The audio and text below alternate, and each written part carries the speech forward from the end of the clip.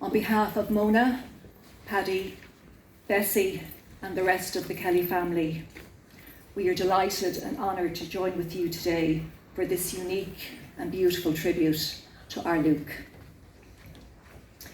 This is the place where it all began. Luke was born here and was raised in a loving and nurturing family in this very close-knit community. His love of performing came out of his involvement with the local Marian Arts Society, which he attended with his sister Mona. But not all of the beginnings were auspicious, and as Mona alluded to, Luke was kicked out of the St. Lawrence O'Toole School Choir because Brother Cordial, in his wisdom, thought the voice was too raucous for the boys' sopranos. But he sang then, as he did for the rest of his life, full of energy, enthusiasm and passion. And being kicked out of the choir didn't discourage him, because singing was in his soul.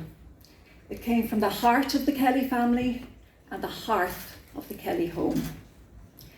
Every day after his day's work, my grandfather, Luke Sr., he gathered his children around the radio in number 4 St. Lawrence's Mansions. And as my mum always says, he was a man before his time because he loved his children and he spent all of his free time with his children, as did Julia, my nana. And there he taught them all types of songs: gospel, jazz, music hall, and the radio hits, including Frank Sinatra, who was a big hero of Luke's. In Luke's short life, we, his family, and this, his community, were his biggest and most loyal fans. Nobody begrudged his talent, his success, or his fame. He represented Dublin and the North Wall to the world. And this community is where he made lifelong friends, and his oldest friend, Jerry Fay, is with us today. And Jerry, we're delighted that you can be here with us. And as Jerry will tell you, wherever in the world Luke travelled, he always returned to his beloved North Wall, and the clarion call would go out: Luke's home, let the hoolie begin. And the local playing fields were another arena where Luke showed off his talents. Along with his dad and his brothers, they were all football mad.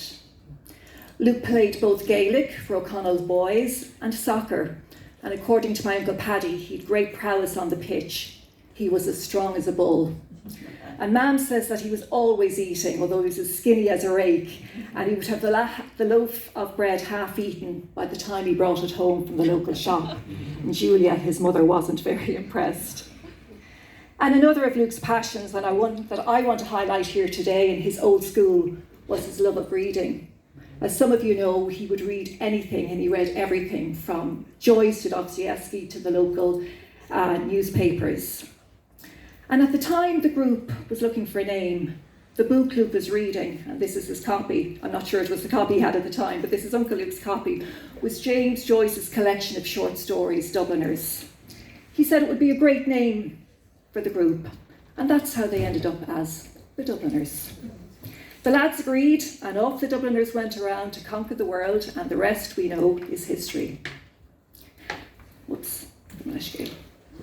And speaking of the Dubliners, we're delighted and honoured that Luke's brother in song and in music, John Sheehan, is here with us today.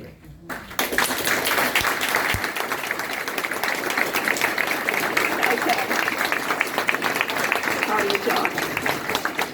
Also present are Barney McCann's sister Irene and his niece Sinead, as well as Ronnie Drew's son Phelim, and I'm not sure if his daughter Cleena is here with us, but you're all very welcome and we're delighted that you can be here. For us, Luke's family, this coin not only commemorates Luke, but also celebrates the great achievements and success of the Dubliners as a group. The Kelly family would like to thank Mona and the school staff and the students for hosting us here this morning. Built during the famine, the school has been at the heart of this community for generations, and the building was refurbished in recent years, and you can see it's a magnificent example of maintaining and honouring our past while embracing the requirements of the 21st century. And Mona, it really is a beautiful school, and thank you all for having us.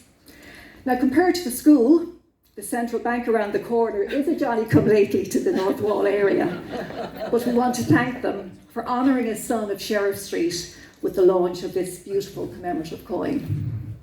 I want to convey a very special word of thanks and gratitude to Alison O'Donnell and Killian McRae and the entire team from the Central Bank for all the work they've done to make this happen today. Finally, I want to remember Luke's two brothers, Jimmy and John, who are no longer with us. Jimmy and John, along with Des Geraghty, were instrumental in having the statues to Luke erected in 2019. For today's commemorative coin, the Central Bank worked very closely with Uncle John. Sadly, he passed away unexpectedly at Easter, but he had given his approval to Mary Gregory's design of the coin, and he was really looking forward to this launch. He thought that the design really captured Luke in all his passionate singing. And I can just imagine the slagging that John and Jimmy are giving Luke right now up somewhere in the heavenly realms. Not bad for a Larrier's boy, Luker. A computer room at the secondary school in your honour, a bridge over the Talca, 2 statues, 2, a commemorative stone in Whitehall, and now a commemorative coin from the Central Bank. Don't let it all go to that curly head of yours. So from Sheriff Street to the Sydney Opera House, from the North Wall to the Berlin Wall, from the Royal Canal to the Royal Albert Hall, Luke Kelly, a proud Larrier's boy, go raibh míle maith agaibh go léir.